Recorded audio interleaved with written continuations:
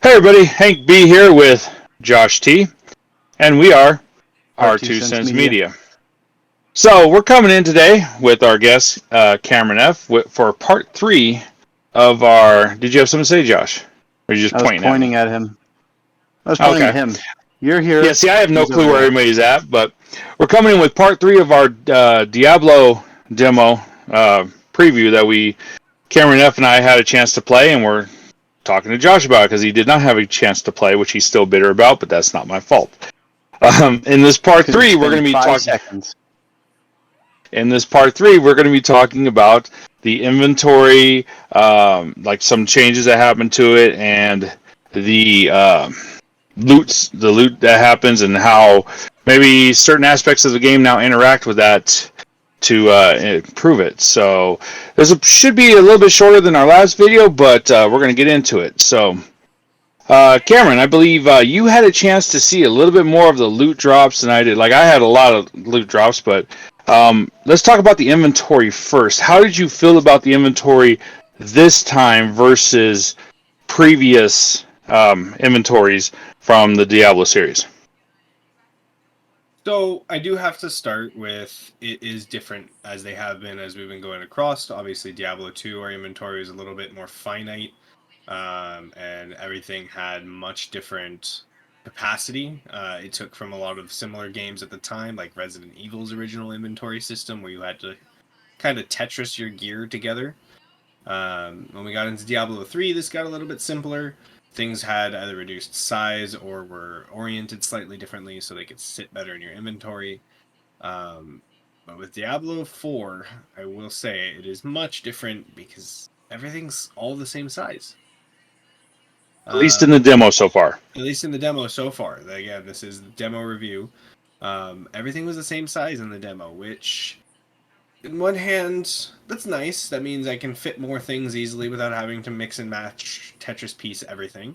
On the other hand, that does mean that you don't really get to carry as much when your ring's the same size as your two-handed sword.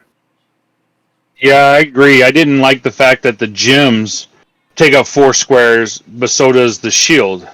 It's like, these are gems. They should be single slot items in your inventory. Yeah, that was definitely Like a gym bag. Or a separate bag, yeah. Yeah. Which I believe we had in 2 was separate bags for things like that. Yeah, they did have separate bags for things like quest items, so that quest items weren't taking up slots in your main inventory. And then they had like 2 other slots, which I can't remember what those were for the life of me, because I never dealt with them. Regardless, I didn't try them myself either. Yeah. Regardless, the inventory system is a lot different. As Hank T just said, we had the separate bag for quest items.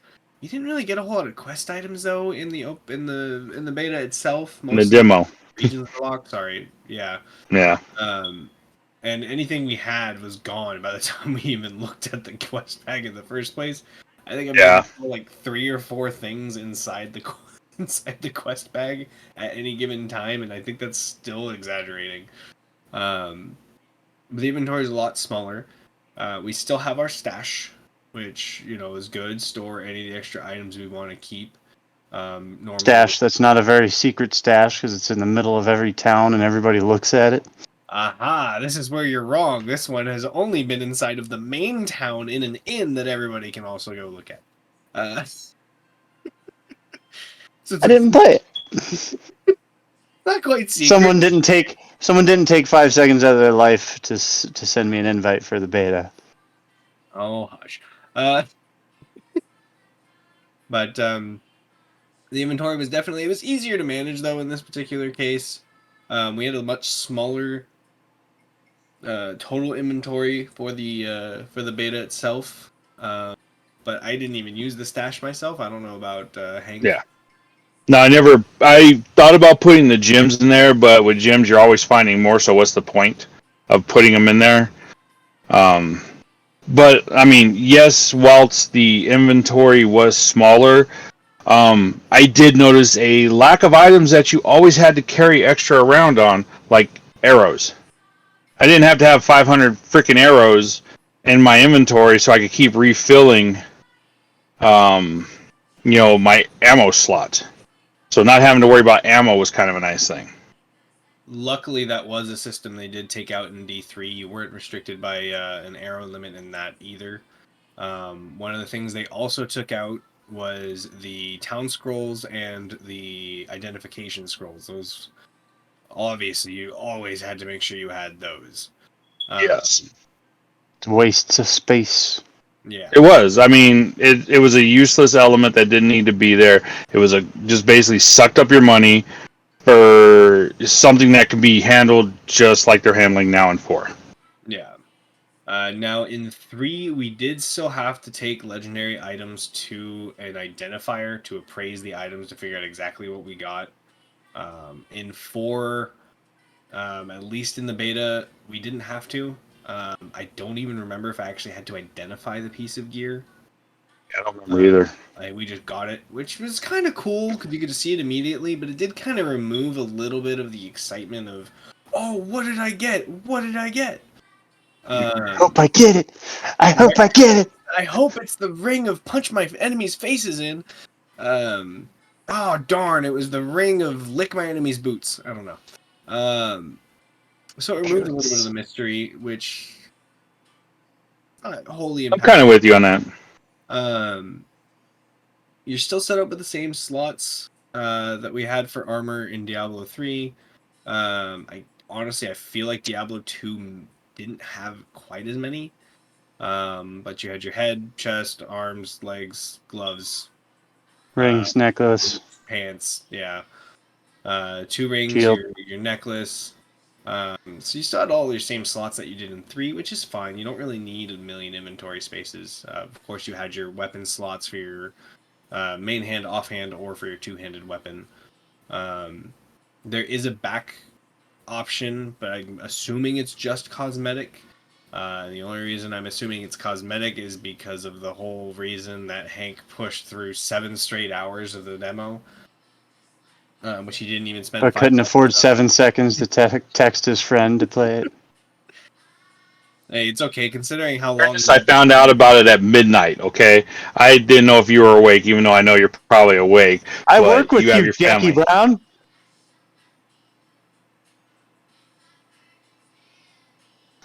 Okay. So the inventory is a lot more controlled, which is nice in some regards, but it does kind of lose a little bit of that Diablo flavor without having to try and piecemeal to make sure I can carry every last bit of loot home. As far as I was gonna say, speaking of that, so what kind of loot was you seeing dropped? yeah, so it was interesting having loot drops in this in comparison to Diablo 3. Everything, of course, still drops by your power level to give you better stuff. We're assuming that certain gear is regionally dropped as far as cosmetics goes. But for the most part, it was a steady flow of white and blue with very few yellows in between. And, of course, the legendary one-of-a-kind gear dropping very infrequently. I think because of the demo, or the beta, I should say, we did get more to drop than normal. There's also a vendor you can buy your gear from, random gear from with an extra currency, which that also has a slightly different chance. But drop-wise, it felt like Diablo. I wasn't really seeing loot drop from every last enemy. Maybe 1 or 2 packs of enemies, I'd get 1 or 2 pieces of gear. And of those pieces of gear, every 5 or 6 was a blue and every 20 was a yellow. And that's... You said it felt like Diablo. Which Diablo? Diablo 2. Diablo 2. Definitely felt more like Diablo 2 loot drops. You do have the excitement of getting the yellows, and you eventually get tired of the yellows and stop picking up the blues. But it's not like I had a few oranges, but like a lot of them were for the same slot, and that came from like a dungeon we ran at the last second. But it definitely did feel more like the Diablo 2, where you're finding some good stuff, finding some bad stuff, and you're usually right in the middle of what you're getting. Yeah. Yes. So is the gold item still the best, or is there something beyond that, like a rainbow item? Orange, which is the legendary. Orange. Yeah. And there might be something beyond that we don't know yet. There might be like some god tier weapon. I mean, I wouldn't put it past them having like blue, like a freaking some other color being like a god tier but that would be something we'd find out beyond demo, of course. Now, one cool thing about just because you're finding all this loot, it's not necessarily useless to pick it up, which I thought was a pretty cool element. A lot of games do this, but you can salvage the items not only for base materials, but you're unlocking the cosmetic look of it for basically transmogging. Like if you're like, I really like the way this sword or these boots look, but it's such a weak piece of garbage, I'm not going to wear it. Well, you can unlock that look, which I thought was pretty cool. How did you feel about that, Cameron? I actually really liked it too, and the nice thing was it would tell you if salvaging a piece of gear gave you the cosmetic too. You didn't have to just guess, do I already have this? Is this one new to me? After you keep going.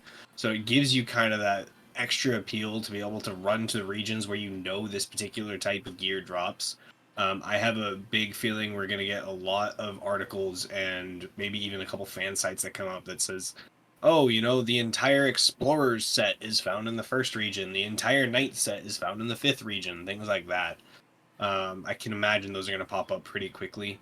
And as Hank was saying, we get all the resources from them still, so you still get something out of it. And it does give you the option of, oh, well, I need gear materials to upgrade my things. Well, you also need gold. So you know what you can salvage for the materials and the cosmetics, but then you could just sell whatever you already have the cosmetics for more gold if your resources are doing fine. Which I think is nice. Oh, go ahead. So you brought up upgrading your gear and needing these resources, and as we mentioned in a previous video, you salvage for resources out in the world. Why don't you delve a little bit into that aspect of the items you find? Yeah. So with Diablo 3, we were all familiar with the upgrading your gear at a vendor, or crafting your own gear, so to speak, actually. In the beta, we were actually given the ability to upgrade gear. Each point of upgrades we did increased some of the base abilities that the gear gives us, such as, increased damage from such weapon type, or increased dexterity or a stat. Or even like slowing effects do 3% more. Guess what? 2 upgrades down the road, they now do 5% more. So it actually gives you a good versatility. I don't know if the upgrades are randomized. That part I didn't really focus on. I didn't upgrade a whole lot of gear. I kind of waited until I had my orange gear and put my points into that. But it gives you a need to get the resources. Yeah. I did upgrade a pair of boots. They were a blue pair of boots at the time because like there's a quest where they're like, "Hey, go do this," and I'm like, "Okay, I need experience points." The interesting thing is upgrading them does, it's not like you upgrade them and then the next pair of boots you find is automatically better. I was actually having a hard time replacing them because the upgrading them, I upgraded it twice and you could still do it one more time. But I upgraded it twice and I was like, damn, I'm not finding anything better than these being upgraded at this time. And because I had no plans to upgrade anything else, I'm like, this is really hard to replace these boots. So the upgrades are not a joke. They're not like garbage. It's not like, oh, man. It makes them legit better gear, which was nice. Now, it's an interesting thing that you should say that your blue boots only had 3 upgrade points. I did upgrade a piece of yellow gear. It had 4 upgrade points. And then, of course, interesting. Gear had 5. So we actually are seeing exponential growth on the gear upgrades too. So when you finally replaced those boots, if you had upgraded the next thing, it would have been almost impossible at that point. Exponential cost, I'm sure, too. Now, I wonder if you would upgrade it to the max level, is there a way to raise its rank where all of a sudden it becomes something new with extra abilities and you can keep raising it? Now, in the beta, I didn't see anything like that, but I honestly can expect something like that might exist in the game just because of how Diablo's done things such as re-rolling gear in Diablo 3. Yeah. Once you got into the end game Nephilim Rift runs where you're just trying to power through as many torment difficulties as possible. So it's not beyond the mechanics that they've already introduced. So it'd be kind of neat to see something along the lines of, oh yeah, you upgraded this. I have the ability to turn it into a random legendary. Or, oh yeah, legendary gear's topped out. Well, guess what? Here's that mythical purple gear we were talking about just a couple minutes ago. we were speculating on. Yeah, speculation. Blizzard, please make it purple. Probably will. So, before we get into one more little aspect of it, Josh, you have any questions about like the gear that we've gone over, or any aspects of what we've kind of gone over so far? I'm just wondering if anything is similar to 2, where there's like gems that you could put in your weapons and slots, or rune words, or runes, or unicorns, unicorn dust. There might be unicorns because there is mounts in this game, which we were not able to see. But you brought up the part about gems, and as previously mentioned when we talked about, as I previously mentioned, like gems take up too much space, I feel, in the bag. I was going to ask this to Cameron. When did you find your first item that you could put a gem into? I found it fairly late, so to speak, as far as what we had time for the beta. I think I was around level 18 and pushing through one of the many dungeons in the game. And I came across... What level was it? The gear. Probably, again, right around the range of the 18 mark. I think it was... It's hard to tell the gear because I didn't really actually focus on that. I just kept upgrading the next green piece. Right. But I'm saying, was it yellow? Was it orange? Was it blue? It was yellow. that? It was yellow. Okay. I haven't seen anything under a yellow have the gem slots before. And this I didn't see anything under orange. Oh wow, yeah, it's rare. Yeah. Gem slots are a lot harder to come across in the beta that we've played. At least it was harder to come across than what I remember in 3. 3, almost every piece I started to pick up at a certain point had 1 to 2 or 3 gem slots in it. It wasn't an odd occurrence at higher level stuff.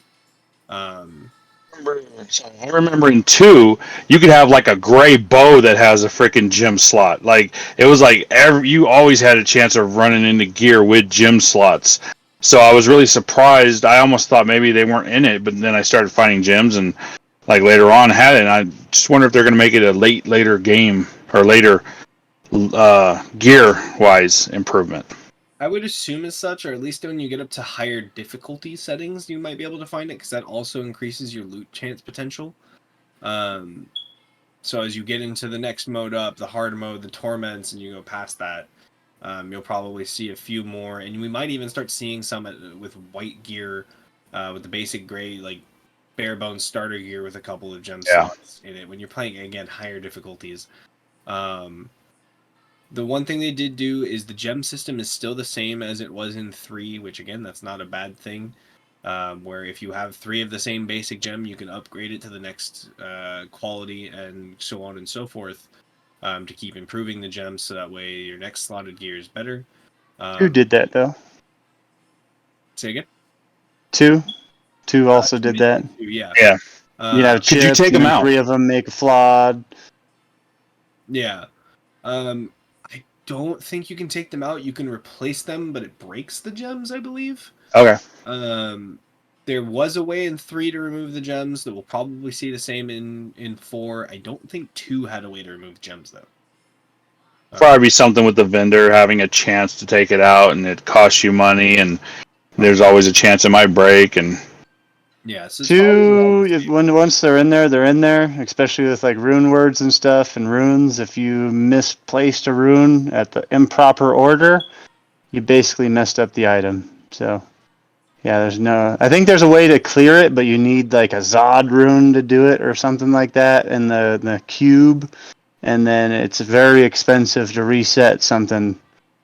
Yeah, so I haven't seen anything along the lines of runes yet. I didn't see those in 3 either, so I'm assuming that was a mechanic they didn't go forward with. They did add a new type of gem in 4, which I thought was kind of cool, which is it's a stone.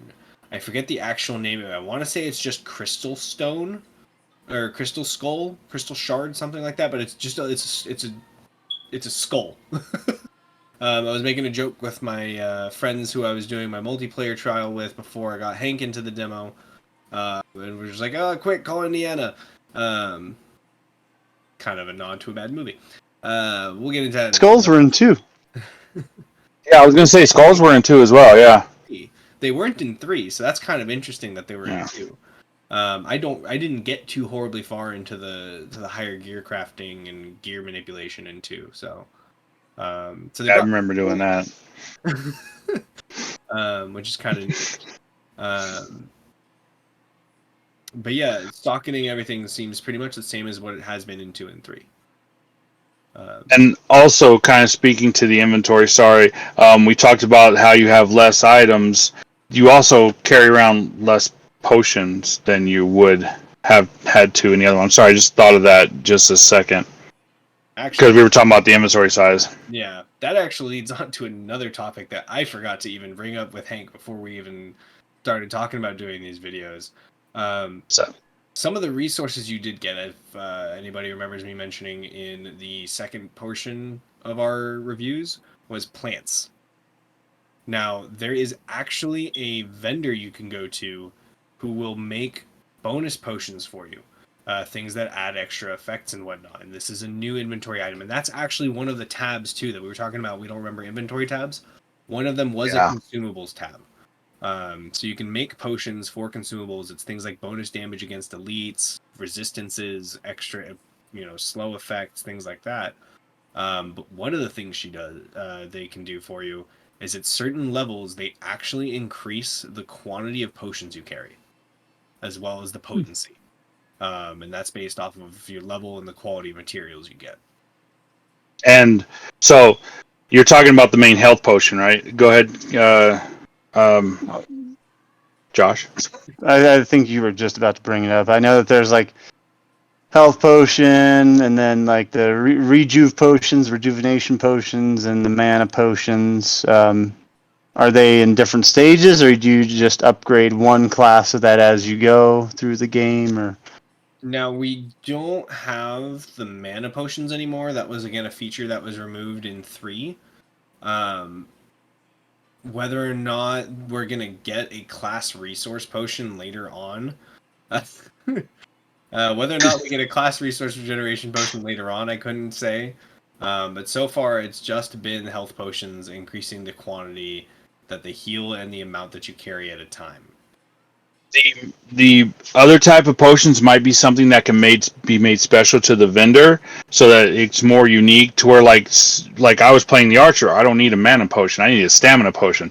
Right. So it might be something that if you go there, you can have them make it for you instead of just it being a random drop, because they've kind of gotten rid of the whole potions dropping as rewards.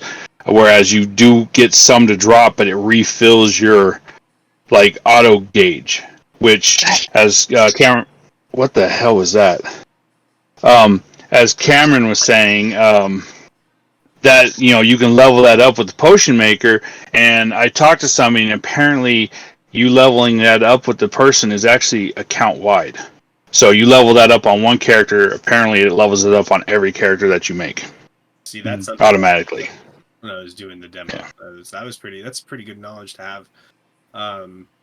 I will say there are definitely drop changes for resources that are a lot better, such as quest rewards. Some of them will drop small caches of resources or items or Yeah. That one was kind of neat. You get those as a reward from events sometimes, but mostly from the side quests. So in those, I know there is a couple that are potion drops, and they did drop things like bonus movement speed potions.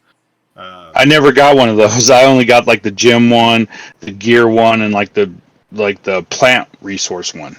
Yeah, I had an encounter with 1 or 2 quests that gave me the rewards for that. So probably just one we didn't do. Again, with your limited playtime, there was several side quests you weren't able to touch. Yeah. I couldn't even tell you which one it was from. I just know it exists. But that was kind of neat. So rewards are a bit more unique.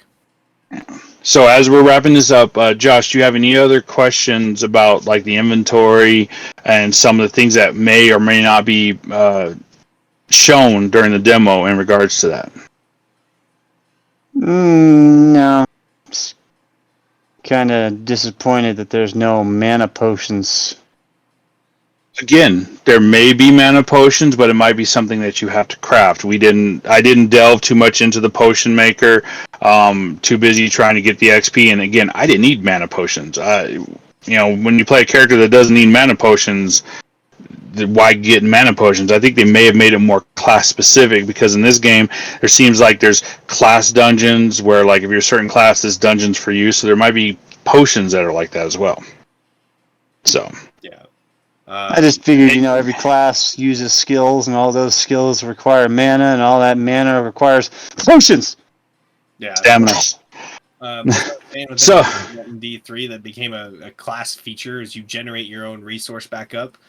So hopefully they'll give us something like a quick potion to use, because I definitely run into it where it's like, oh, I don't have enough of my class energy to do this ability. Well, a potion would really make that better. So, as we're wrapping up this part 3, I would like Cameron and myself to kind of give ourselves a rating on the Centometer of how we felt about Diablo 4 and the demo that we had a chance to play. And then this might give Josh an understanding of where we stand, so when we come back and part 4, after he's watched some videos, he can kind of compare our notes with what he saw. So starting with you, Cameron, where would you rate it on a 1 to 10 on the Centimeter for Diablo 4? I'd have to give it an 8.5. I'm a little tentative about some of the things that we've discussed.